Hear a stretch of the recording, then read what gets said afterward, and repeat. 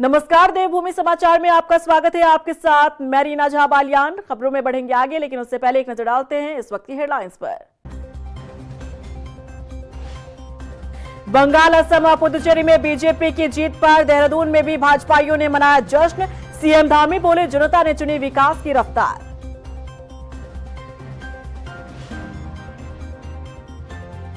Viral पत्र को अरविंद पांडे ने बताया फर्जी, कहा विपक्ष रच रहा षड्यंत्र, गोदियाल मांगे माफी।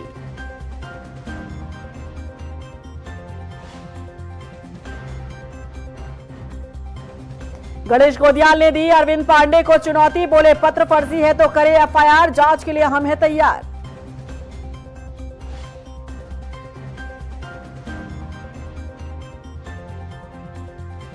और उत्तराखंड में अगले 48 घंटे के लिए अलर्ट, मौसम विभाग की बारिश बर्फबारी की चेतावनी, आंधी तूफान का भी अलर्ट जारी।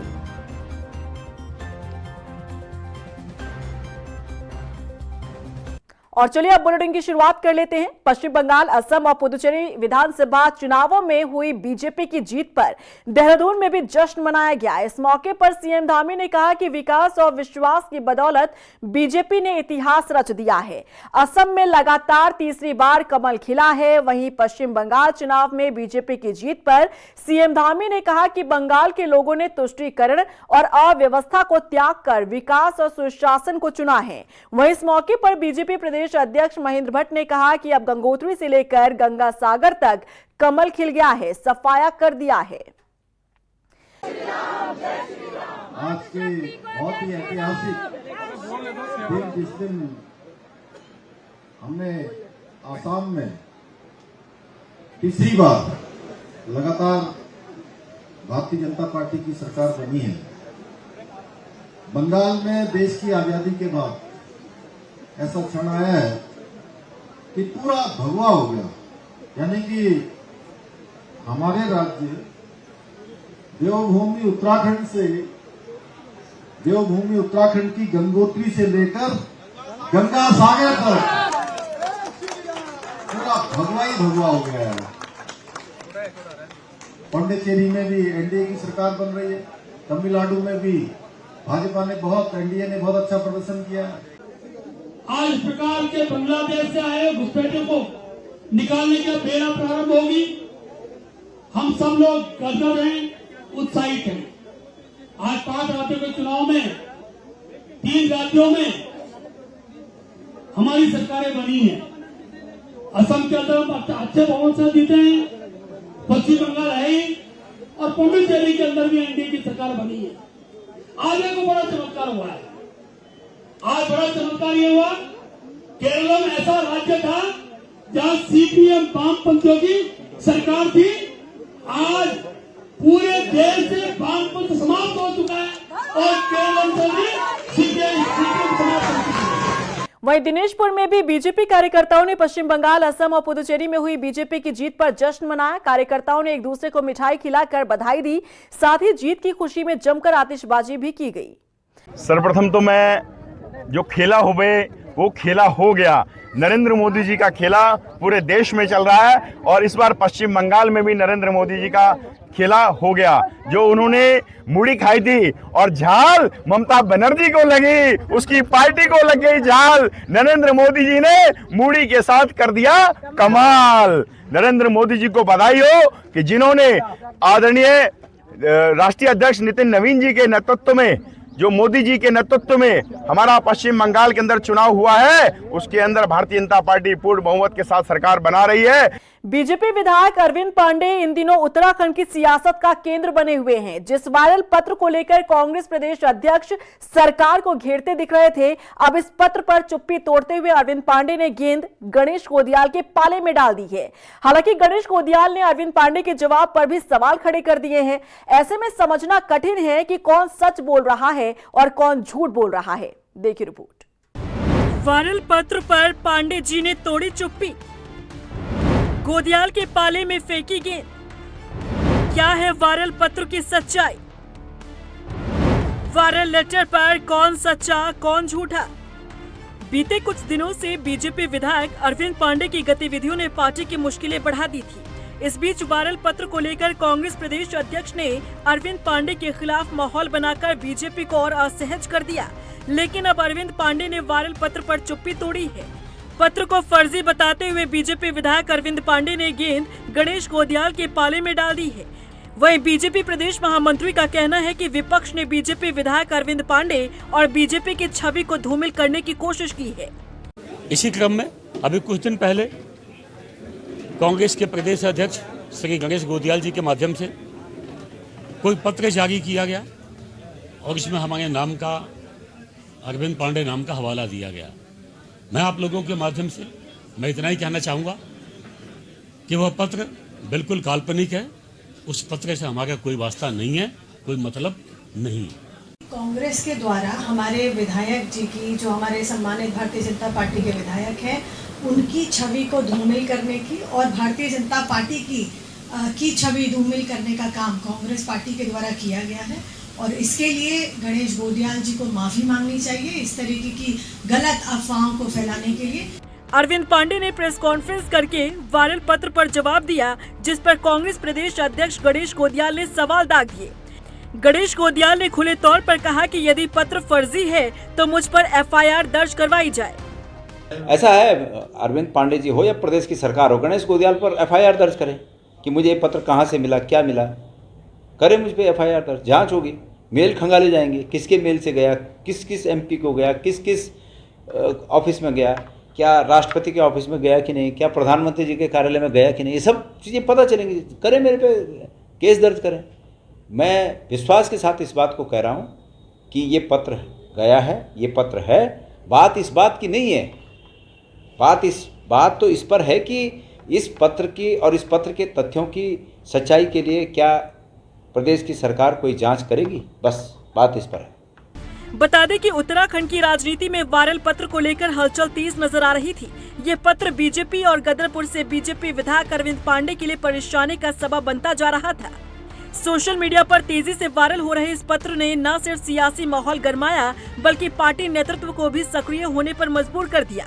इसे गंभीरता से लेते हुए बीजेपी प्रदेश अध्यक्ष महेंद्र भट्ट ने विधायक अरविंद पांडे से बातचीत की और पार्टी ने स्पष्ट तौर पर विधायक से ये जानने की कोशिश की कि वायरल हो रहा पत्र उनका है या फिर नहीं। यदि ये पत्र उनका नहीं है तो उन्हें सार्वजनिक रूप से सामने आकर इस पर स्थिति स्पष्ट करनी चाहिए। जिसके बाद अरविंद पांडे ने देहरादून में प्रेस कॉन्फ्रेंस कर साफ कर दिया कि ये पत्र उनके द्वारा नहीं लिखा गया है। पत्र को अरविंद पांडे ने फर्जी करार दिया, जिसके बाद सवाल है कि क्या सिर्फ माहौल बनाने के लिए विपक्ष ने वायरल पत्र का सहारा लिया, और यदि पत्र फर्जी नहीं असली है तो विपक्ष इसे कैसे साबित करेगा, क्योंकि गेंद अब कांग्रेस प्रदेश अध्यक्ष गणेश गोदियाल के पाले में है।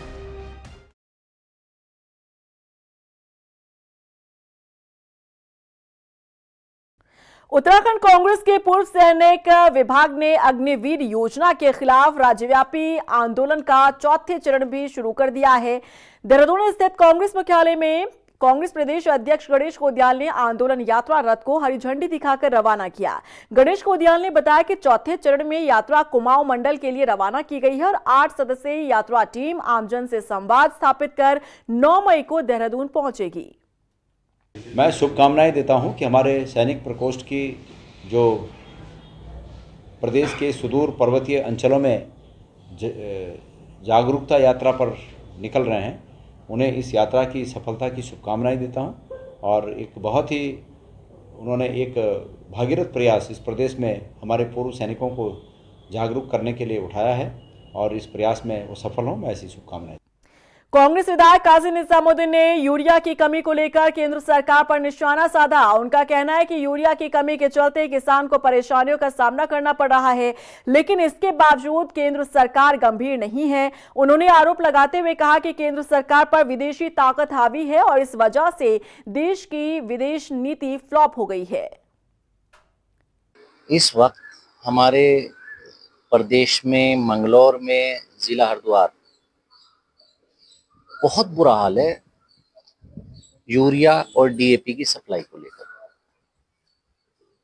पूरे मुल्क में हाहाकार मचा है। हमारे सहकारिता मंत्री अमित शाह जी वो चुनाव लड़ने में बिजी हैं, सरकारें बनाने और सरकार गिराने में बिजी हैं, लेकिन अपनी जिम्मेदारी जो किसानों से जुड़ी हुई है, जो उनको खाद उपलब्ध कराना है उससे दूर है। पहले तो 50 किलो का यूरिया का बैग था, उसको 40 का कर दिया, 45 का किया, फिर 45 से 40 का कर दिया। एक चोट तो किसानों को ये पहुंचाई। और इस वक्त किसी भी तरह ब्लैक में किसी भी तरह लोग खाद लेने के लिए परेशान घूम रहे हैं। और सबसे खराब बात यह है कि 80-85 साल का जो घर का बुजुर्ग है, जिसके नाम जमीन है, जो चलने फिरने में सक्षम नहीं है, उसको जाना पड़ेगा, वो बायोमेट्रिक लेगा। लंबे समय से सत्ता से दूर कांग्रेस ने 2027 चुनाव में सरकार बनाने के लिए रणनीति तैयार कर ली है। उत्तराखंड में कांग्रेस युवाओं के दम पर चुनावी मैदान में उतरने जा रही है। आखिर क्या है कांग्रेस का प्लान और कैसे युवा कांग्रेस की नैया पार लगाएंगे, देखिए इस रिपोर्ट में। 2027 चुनाव के लिए कांग्रेस की रणनीति। युवा कांग्रेस को मिले 470 पदाधिकारी। 27 में युवा करेंगे सरकार बनाने की तैयारी। क्या है कांग्रेस की रणनीति? हाशिए पर गई कांग्रेस 2027 चुनाव में किसी भी तरह सरकार बनाने के लिए प्लान तैयार करती दिख रही है। कांग्रेस अब युवाओं के दम पर उत्तराखंड में सरकार बनाने पर विचार कर रही है। दरअसल देहरादून में आयोजित कार्यक्रम में उत्तराखंड युवा कांग्रेस के 470 पदाधिकारियों ने पद और गोपनीयता की शपथ ली। इस दौरान पार्टी के वरिष्ठ नेताओं ने युवाओं को संगठन की मजबूती और चुनावी रणनीति में अहम भूमिका निभाने का संदेश दिया। कांग्रेस का मानना है कि प्रदेश में युवाओं की बड़ी आबादी है और उनके मुद्दों को लेकर ही पार्टी 27 के विधानसभा चुनाव में उतरेगी। कांग्रेस का कहना है कि हम युवा कांग्रेस के कार्यकर्ता पूरी ताकत के साथ 2027 चुनाव में उतरेंगे। बेरोजगारी, महंगाई और शिक्षा जैसे मुद्दों को लेकर जनता के बीच जाएंगे और कांग्रेस की सरकार बनाएंगे। मैं सभी को बधाई देता हूं, जो भी नियुक्त हुए हैं युवा कांग्रेस के विभिन्न पदों पे, जिला अध्यक्ष, जिला उपाध्यक्ष, महामंत्री, साथ में हमारे प्रदेश के अध्यक्ष और उनकी पूरी टीम। मैं सबको तहे दिल से बहुत बहुत बधाई देता हूं और उनसे ये उम्मीद करता हूं, निश्चित रूप में वो भी अपना कर्तव्य समझते हैं कि इन पदों पर उनके सुशोभित होने के पश्चात कांग्रेस पार्टी को और मजबूती मिलेगी और सबको साथ लेकर चलेंगे।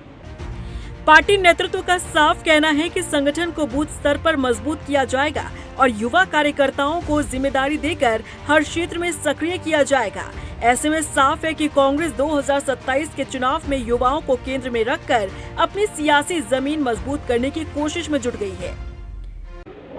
ये निश्चित रूप से हमारी युवा कांग्रेस एक मजबूत ताकत के रूप में प्रदेश के अंदर खड़ी होगी। और क्योंकि आज जो हालात आज प्रदेश के हैं, जो माहौल आज प्रदेश के हैं, उस माहौल में यह आवश्यक है कि युवा कांग्रेस एक मजबूत ताकत के रूप में खड़ी हो। क्योंकि जो बड़े बड़े परिवर्तन होने, विशेष करके जो आज लगातार भर्ती घोटाले में जो पेपर लीक हुए हैं, जो हत्याएं हो रही हैं, हमारी बेटियों के साथ लगातार जो बलात्कार हो रहा है, उस आवाज़ को, अगर अंकिता की आवाज़ को सबसे ज़्यादा नौजवानों ने उठाया। हालांकि आज सीबीआई कुछ नहीं कर पाई, अब तक इतना लंबा समय हो गया, लग ही नहीं रहा कि सीबीआई कुछ कर रही है। लेकिन आज अगर सीबीआई की जांच हुई है तो कहीं न कहीं नौजवानों की आवाज़ पे, हमारी नौजवान बेटियों की आवाज़ पर, हमारी महिलाओं की आवाज़ पर जो उन्होंने पूरे प्रदेश में दबाव बनाया, उसके कारण सरकार को झुकना पड़ा और अपनी ही पार्टी के वरिष्ठ नेताओं को उस दायरे में लाना पड़ा कि वो सीबीआई की जांच के दायरे में वो आए। तो कहीं कहीं नौजवानों की बहुत बड़ी भूमिका राजनीति में होती है, जन आंदोलन में होती है। सियासी पार्टियां 2027 के चुनाव में कोई कसर नहीं छोड़ना चाहती। अब देखना होगा कि युवाओं के सहारे कांग्रेस की ये रणनीति 2027 के चुनाव में कितना असर दिखा पाती है।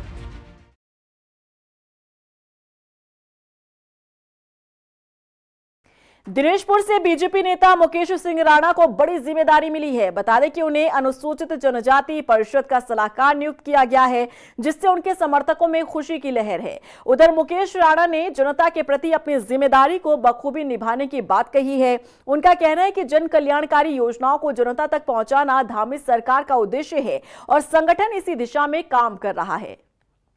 मेरे सभी युवाओं के आशीर्वाद से, सहयोग से आज उत्तराखंड सरकार ने मुझे एक विशेष दायित्व, जिसकी जिम्मेदारी बहुत लंबी है। और मेरा ये प्रयास रहेगा कि अगर माननीय मुख्यमंत्री जी ने मेरे ऊपर विश्वास किया है और जनजातीय समाज को लेके किया है, तो निश्चित तौर पे जनजातीय समाज की पूरे उत्तराखंड के अंदर जो भी योजनाएं हैं, जिससे जो विकास कार्य हैं वो पटरी पर आ सकें और जनजातीय समाज का उद्धार हो सके, ऐसा मेरा मानना है कि मैं पूरा 100%। उधम सिंह नगर में पुलिस को नशा तस्करों के खिलाफ बड़ी कामयाबी मिली है। बता दें कि यहां पुलिस ने पिछले 1 महीने में कार्रवाई करते हुए तकरीबन 68 नशा तस्करों को गिरफ्तार किया है। वहीं 55 मुकदमे भी दर्ज किए गए हैं। और उधर एसएसपी अजय गणपति ने बताया कि जिले में नशा तस्करों के खिलाफ अभियान जारी है। हर दिन पुलिस को कामयाबी मिल रही है। माननीय मुख्यमंत्री महोदय के ड्रग फ्री उत्तराखंड के संकल्प के क्रम में जनपद उधम सिंह नगर पुलिस द्वारा लगातार नशा तस्करों के खिलाफ कार्रवाई जारी है। इसी के क्रम में पिछले 1 महीने में जनपद उधम सिंह नगर में नशा तस्करों के खिलाफ एक अभियान चलाया गया था, जिस अभियान के तहत कुल 55 एफआईआर लॉन्च हुए और 68 नशा तस्करों की गिरफ्तारी सुनिश्चित की गई, जिसमें कुल 2.5 करोड़ से भी अधिक मूल्य के नशीले पदार्थों की बरामदगी सुनिश्चित की गई, जिसमें 581 किलोग्राम गांजा, 1 किलोग्राम चरस, 715 ग्राम स्मैक तथा नशीले इंजेक्शन और नशीले गोलियों का समावेश है। इस कार्रवाई के बाद अगले चरण में पुलिस द्वारा गैंगस्टर एक्ट के तहत तथा पिट एंड डिपेस एक्ट के तहत कार्रवाई की जाएगी तथा जो अपराधी नशे के कारोबार में लिप्त है उनके संपत्ति की कुर्की भी की जाएगी। जनपद उधम सिंह नगर पुलिस द्वारा लगातार पिछले 2.5 महीनों से 4 अभियान जनपद स्तर पर चलाए गए हैं, जिसमें पहले अभियान ओवरलोडिंग के खिलाफ चलाया गया था, जिसमें 100 से भी अधिक गाड़ियां सीज हुई थी। रुड़की पुलिस ने अलग अलग थाना क्षेत्रों में हुई घटनाओं का खुलासा कर आरोपियों को जेल भेजने में कामयाबी हासिल की है। चोरी, जानलेवा हमला, फायरिंग और दुष्कर्म जैसी वारदातों का पर्दाफाश करते हुए पुलिस ने मुख्य आरोपियों को सलाखों के पीछे भेज दिया है। पुलिस ने क्षेत्र की कुल 4 बड़ी घटनाओं का खुलासा कर 6 आरोपियों को गिरफ्तार किया। अब पुलिस फरार आरोपियों की तलाश में दबिश दे रही है। 4 अलग अलग मामलों के खुलासे हैं। सबसे पहले कलियर में 2 दिन पहले एक चोरी की घटना हुई थी दिन दहाड़े, जिसमें थाना कल्याण ने अभियुक्त को, जिसका नाम गुलशेर है, पूरे माल 100% माल के साथ पकड़ा है। दूसरा, कल रुड़की थाना क्षेत्र में एक फायरिंग की घटना हुई थी, जिसमें पीड़ित गुलशेर ने आरोप लगाया था कि 4 लोग हो सकते हैं जिन्होंने उस पर फायरिंग किया। तो थाना रुड़की ने उन चारों में से 2 जो मेन अभियुक्त थे मास्टरमाइंड सहित उसको पकड़ लिया है। बाकी 2 अभी फरार हैं, उस पर हमारी टीमें बनी हैं। मॉनसून सीजन शुरू होने से पहले ही एक बार फिर जोशीमठ की सुरक्षा को लेकर सवाल खड़े होने लगे हैं। वैज्ञानिकों ने आशंका जताई है कि शायद मॉनसून सीजन में दिक्कत बढ़ सकती है। ऐसे में सवाल यह है कि क्या जोशीमठ में फिर भूधसाव बढ़ने वाला है। देखिए रिपोर्ट। जोशीमठ में भूधसाव का सिलसिला जारी। वैज्ञानिकों ने बताया भविष्य के लिए खतरा। जनवरी 2023 में जोशीमठ में भूधसाव की वजह से करीब 800 से ज्यादा मकानों में दरारें आ गई थी। मामले की गंभीरता को देखते हुए सरकार ने विशेषज्ञों की टीम गठित की थी। 181 संवेदनशील भवनों को खाली कराया गया, लेकिन समय के साथ लोग फिर से अपने पुराने घरों में रहने लगे, जिसके चलते आगामी मानसून के दौरान एक बार फिर इन सभी लोगों पर खतरा मंडरा रहा है।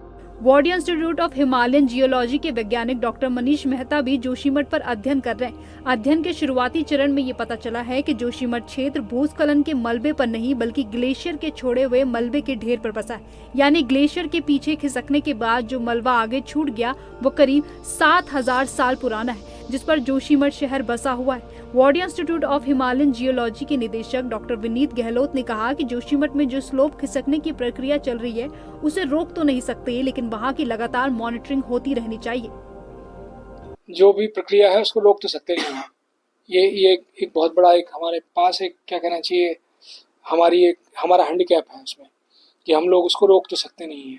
हाँ, ये जरूर है कि जो होना चाहिए था मेरे हिसाब से वो ये था कि उसकी कंटिन्यूस मॉनिटरिंग होती रहनी चाहिए थी कि अगर अगले मानसून में या अगले कुछ दिनों में या कुछ भी अगर भगवान ना करे अगर वो तेजी से फिर से फिसलना शुरू कर दे, तब हम लोग क्या करेंगे?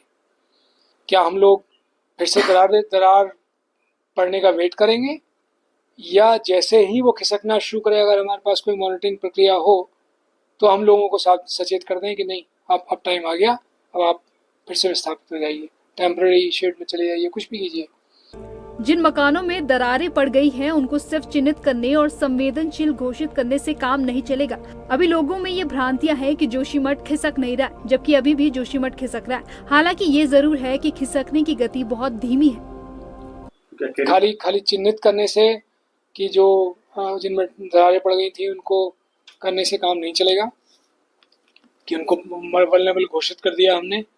अब मुझे पता नहीं कि वहाँ पे कितने लोग उन मकानों में अभी भी रह रहे हैं, नहीं रह रहे हैं, क्योंकि लोगों को शायद ये भ्रांति है कि वो जोशीमठ में स्लाइडिंग नहीं हो रही है। जोशीमठ में स्लाइडिंग तो अभी भी हो रही है, लेकिन वो ये है कि वो उसकी अब जो गति है वो बहुत धीमी है। और हमें डर इसी बात का है कि कहीं शायद मानसून में उसकी गति थोड़ी बढ़ जाती है, कि कहीं मानसून आने से उसकी गति फिर से तेजी से बढ़ गई और पता लगा वो फिसल जाए, सपोज उसका कुछ पार्ट फिसल जाए, तब हम लोगों के पास क्या प्लान है उसके बारे में शायद उसके बारे में विचार करने की, बात करने की और इम्प्लीमेंट करने की जरूरत है।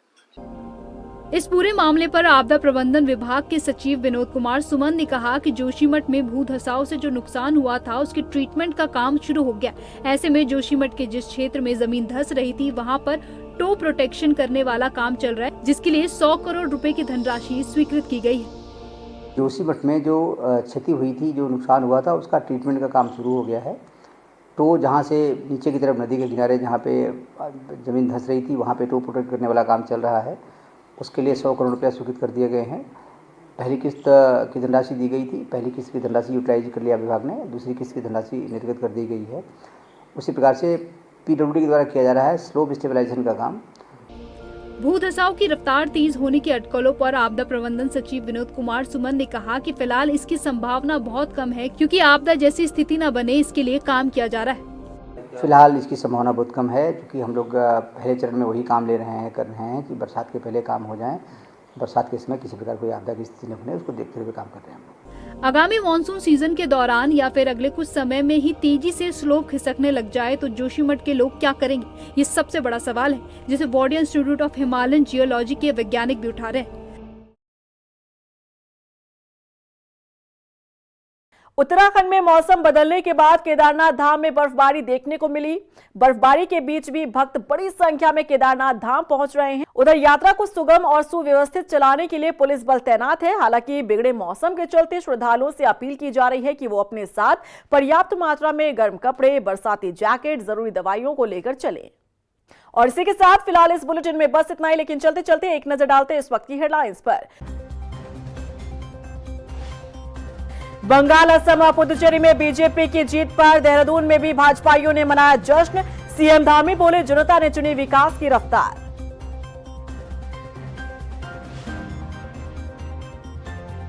वायरल पत्र को अरविंद पांडे ने बताया फर्जी, कहा विपक्ष रच रहा षड्यंत्र, गोदियाल मांगे माफी।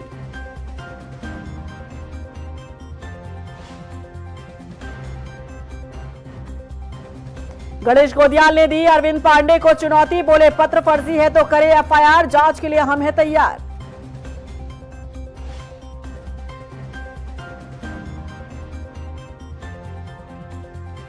और उत्तराखंड में अगले 48 घंटे के लिए अलर्ट, मौसम विभाग की बारिश बर्फबारी की चेतावनी, आंधी तूफान का भी अलर्ट जारी।